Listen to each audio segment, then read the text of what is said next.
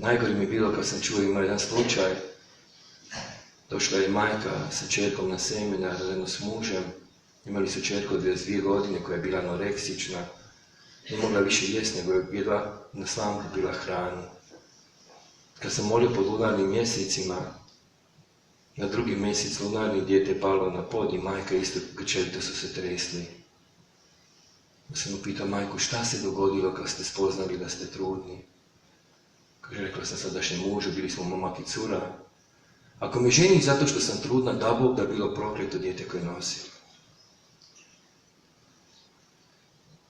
Sad uđite u svoje srce i zapitajte se, dragi moji, koliko puta smo, nažalost, sami izrekli riječi prokletstva ili negativne riječi.